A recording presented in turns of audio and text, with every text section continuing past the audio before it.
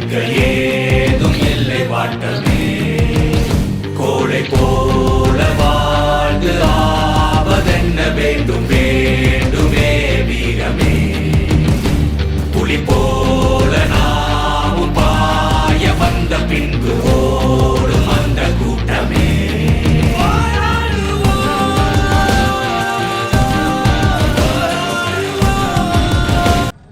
தொழில்துறை அமைச்சர் அவர் நம்மோடு பேசுவதை விட உங்கள் இருக்கக்கூடிய நிர்வாகியோடு நான் பேசுகிறேன் தாராளமா பேசுங்க நம்ம சொல்லிட்டோம் பேச்சுவார்த்தை கூட எல்லாம் எனக்கு ஈக்குவல் தான் பெஸ்ட் நீங்க பேசுங்கன்னு சொன்னோம் அவர் ஒவ்வொருவரையும் பார்த்து கேள்வி கேட்டுக்கொண்டே இருந்தார் என்ன கேள்வினா நீங்க ஏன் சங்கம் அமைச்சீங்க கம்பெனிக்குள்ள 14 ஆண்டுகளாக என்ன நடந்தது நடந்த எல்லா அம்சங்களையும் நம்முடைய எல்என் மோகன்ராஜ் பாலாஜி சுபாஷ் ஆசின் நம்முடைய தோழர்கள் அத்தனை பேரும் சிவனேசன் அக்கு வேறு ஆணிவராக எல்லாவற்றையும் சொன்னார்கள் உள்ளே சம்பளத்தை கேட்க முடியாது விடுமுறை கேட்க முடியாது நாங்கள் கடுமையாக உழைக்கிறோம் இன்னும் சொல்ல போனால் நம்முடைய மோகன்ராஜ் சொன்ன பதில் என்பது அவர் மெய்சில் கிடைத்தது எல்லா விதமான நேரத்தையும் நான் கண் செய்து விட்டு எனக்கு சம்பளம் தேவை என்பதற்காக வழக்கத்துக்கு மாறாக சாப்பாட்டு நேரத்தை குறைச்சிக்கணும் ரெஸ்ட் ரூம் போற நேரத்தை குறைச்சிக்கணும் நான் கொடுத்த அவுட்புட் கொஞ்சம் கிடையாது மேனேஜ்மெண்டே என்னுடைய பர்ஃபார்மன்ஸை பார்த்து அறிந்து போனாங்க அப்படிப்பட்ட எனக்கு கடந்த ஆண்டு பர்ஃபார்மன்ஸ் ஒரு 3வது கேட்டகரி 4வது கேட்டகரி போட்டாங்க என்ன சார் நியாயம்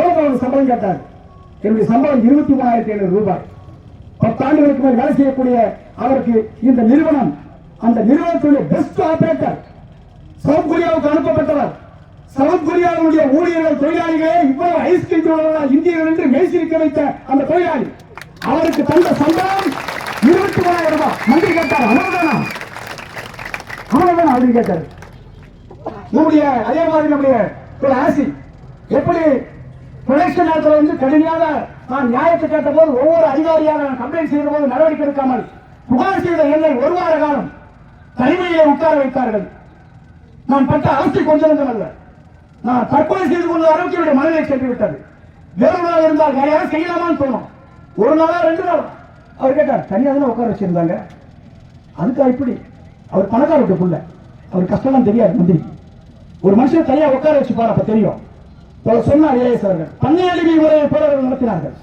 அந்த இங்க இருக்கிற எல்லா தொழிற்சாலையும் இப்படிப்பட்ட ஒரு டார்ச்சர் ரோடிலே தான் நடந்தது இதோ தொழிற்சாலை நடந்து கொண்டிருக்கிறது இந்த கச்சத்தை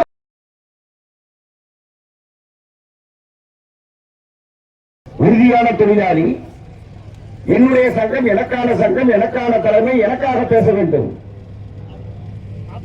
யாரோ வைக்கிற சங்கம் யாரு முதலாளி வைக்கிற சங்கம் அந்த சங்கத்துக்கு எல்லாம் அவன் தான் கொடுப்பான் அந்த சங்கத்துக்கு சந்தா தேவையில்லை ஒன்றும் தேவையில்லை சங்கத்துக்கு தேவையான காசு அவன் கொடுப்பான் அந்த சங்கத்திற்கு பொறுப்பில் இருப்பவர்களுக்கு வேண்டிய எல்லா சலுகைகளையும் கொடுப்பான் அந்த காலத்தில் 1970 கலைஞர் முதலமைச்சராக இருக்கிற போது இதே மாதிரி ஏற்பாட்டை செய்தார்கள் அவங்க என்ன பண்ணாங்க முதலாளிகள் சொல்லக்கூடிய அந்த சங்கம் முதலாளிகளால் பாதுகாக்கப்படும் அந்த சங்கம் முதலாளிகளால் பராமரிக்கப்படும் அப்படி சொன்ன பொழுது நம்முடைய தலைவர் அன்றைக்கு சொன்னார்கள் உன் பொண்டாட்டிக்கு யாரு படம் எடுத்து கொடுக்கணும்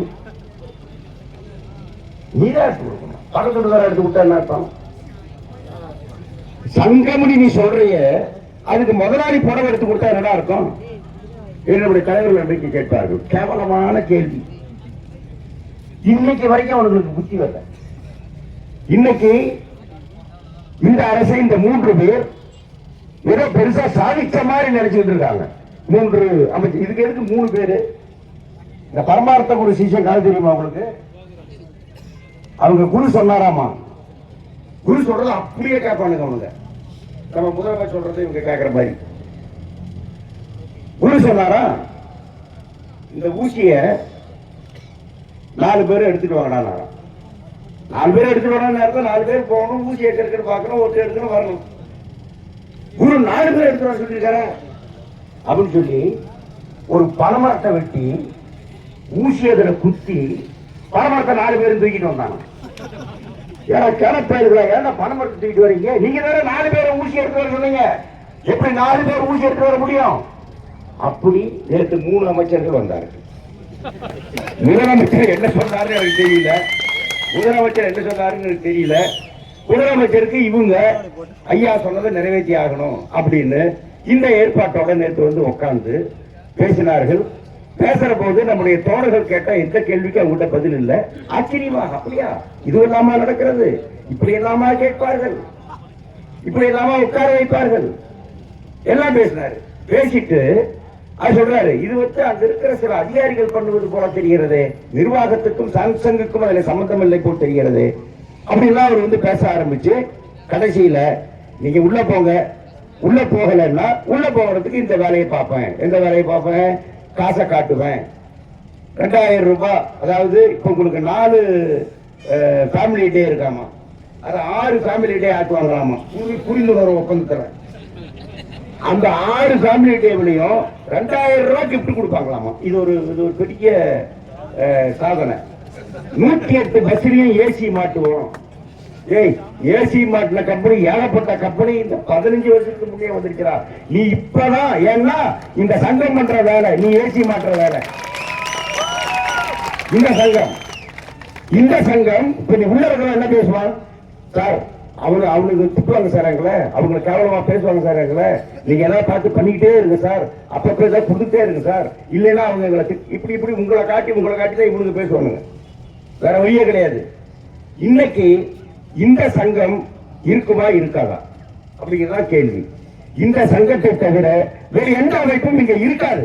அதை எழுதி வச்சுங்க. அது இன்னைக்கா நாளைக்காக என்னைக்குமே சரியான ஒரு அமைப்பு, உரிமைக்காக நிற்கிற ஒரு அமைப்பு, நான் எனக்கு உரியதை ரைட் ராயலா கேட்பேன் என்று சொல்லுகிற அமைப்பை யாரும் ஒத்துக்கிறது இல்லை. பையன் ரைட் ராயலா கேட்டா கூட அப்பா ஒத்துக்கிறது இல்லை அவ்வளவு சீக்கிரம். பையன் நீல ஒரு அப்பனானு கேட்பான். அந்த அளவுக்கு இந்த உரிமை என்பது ரொம்ப ரொம்ப அடிப்படையான விஷயம். தேர்ந்தெடுக்கும் உரிமை. எனக்கு யாரு, எனக்கு எது சங்கம், அந்த ரைட் டு சூஸ் சாய்ஸ் அது இல்லை என்று சொன்னால் அது ஜனநாயகம் கிடையாது, அது நாடும் கிடையாது. என்ன சுதந்திரம் இருக்கு? அது சொன்னாரு, நீங்க உள்ள போங்க, நீங்க உள்ள போனீங்கன்னா ஒரு பிரச்சனையும் இல்லை, மீதி எல்லாம் நாங்க உங்களுக்கு அப்படியே முடிச்சு பரட்டி உங்களுக்கு கொடுத்துறோம் அப்படின்னு பேசுறாங்க. நாங்க காடுல பூவா வச்சிருக்கோம். 50 வருஷமா 100 வருஷமா இந்த தொழிற்சங்க இயக்கத்தை நாங்கள் உன்னிப்பாக கவனித்துக் கொண்டிருக்கிறோம், போராடி கொண்டிருக்கிறோம், களத்தில் இருக்கிறோம். நீங்க அவ்வளவு சுலபமால எங்களை ஏமாற்ற முடியாது. உள்ள போயிட்டு நீ என்ன பண்ணுவேன், முடிஞ்சுதா கதை முடிஞ்சது, அவ்வளவுதான். அதுக்கப்புறம் என்னையும் முத்துக்குவாரியுமே அவங்க கேட்பாங்க, நீங்க யாரு பானுங்க, யார் சார் வந்திருக்கீங்க, என்ன விஷயம் அப்படின்னு கேட்பானுங்க. தெரியும் உங்களை, காரியத்துக்குலாம் என்ன பண்ணுவீங்க, இதுக்குலாம் என்ன பண்ணுவீங்க தெரியும் உங்களுக்கு. இந்த பிரச்சனையில கேள்வி, சட்டப்படி அவர்களுக்கு உரிமை உண்டா இல்லையா நாம கேட்டா அதுக்கு பதில் கிடையாது. சட்டப்படி நீ எனக்கு பதிவு செய்ய வேண்டுமா வேண்டாமா, உரிமை இல்லை, அது இல்லை. நீங்க கேஸ் போட்டீங்க, பதிவு பண்ணா கேஸ் ரத்தாக போகுது, பதிவு பண்ணா கேஸ் அவசியமற்றதாக ஆக போகிறது. ஆனா இதையெல்லாம் சொல்லி தாமதப்படுத்துகிறார். யாருக்காக? அவருக்காக. ஏன்னா அவருக்கு இவங்க எல்லாம் மூத்தாக்காவை கட்டி கொடுத்துருக்காங்களான்னு தெரியுது. யாரு? தென்பேரியாக்காரங்க. என்னடா பாசம், அப்படி என்ன கார்பரேட் பாசம்? நீ எங்க மேலையும் பாசமா இருக்க வேண்டாம், அவன் மேலையும் பாசமா இருக்க வேண்டாம். நீ நடுநிலையா இரு, அரசு சட்டத்தை அமுல்படுத்தும் என்று இரு, போதும்.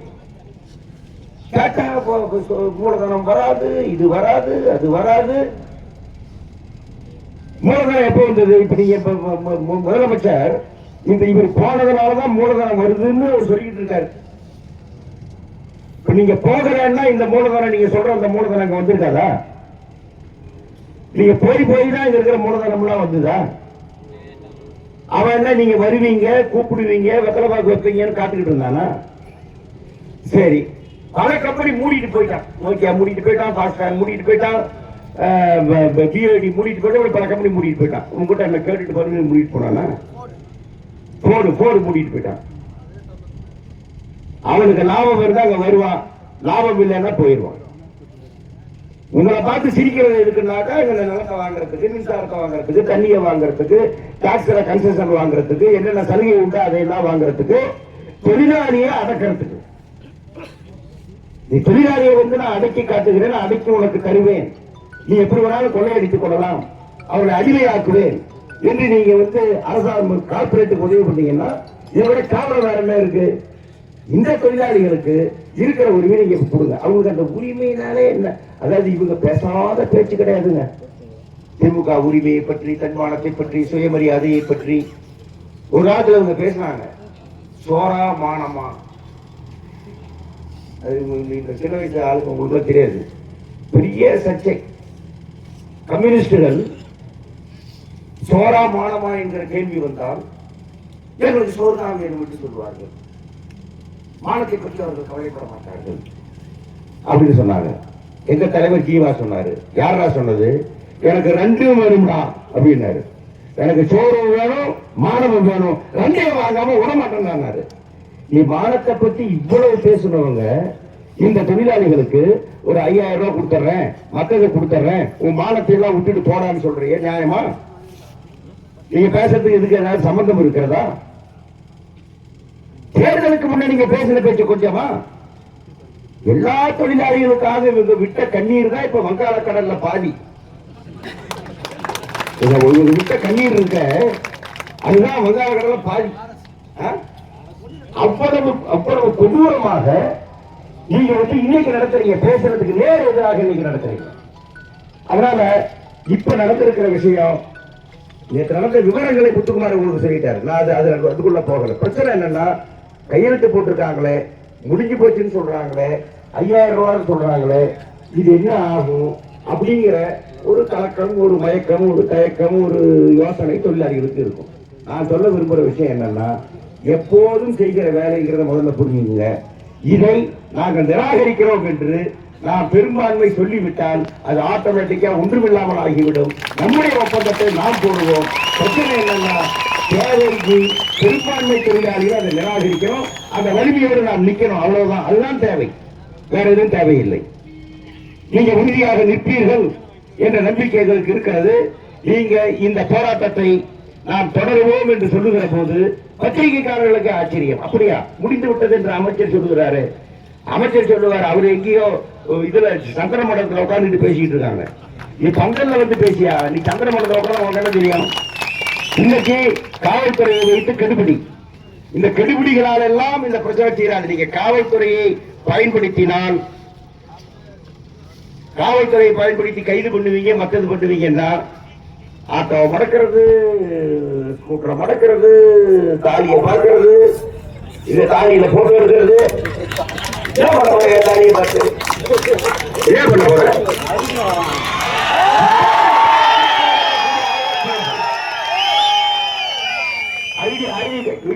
என்ன பண்ண போறீங்க? நீங்க கைது பண்ணுவீங்களா?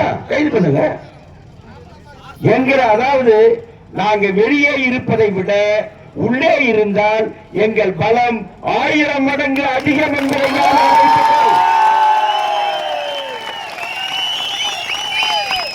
தமிழகத்தினுடைய அனைத்து தொழிலாளிகளும் தெருவுக்கும் களத்திற்கும் வருவார்கள் என்பதை ஞாபகம் வைத்துக்கொள். எத்தனை பேர் முடிச்சு போறீங்க? நீங்க கைது பண்ணி பாருங்க. நீங்க கைது பண்ணுங்க. நீங்க சிறையில் வைங்க. சிறையில் எவ்வளவு இடம் இருக்கு நாங்க பாக்குறோம். சிறையை நிரப்புவோம் என்கிற முழக்கத்தோடு சிஐடியும் இதர தொழிலாளர்களும் களத்தில் இறங்குவார்கள். சிறையை நிரப்புவோம். சிறையில் எங்க இடம் இருக்குன்னு பார்ப்போம். இந்த சிறையை விட உன் சிறை பெருசு இல்லையா?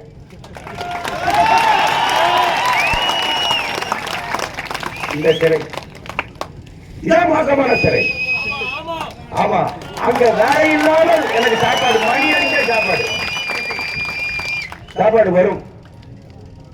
அது நாங்க ஸ்பெஷலா சாப்பாடு கேட்போம். பிடிச்சி உள்ள விட்டு வச்சுப்பாரு. என்ன தப்பு பண்ணோம் நாங்க?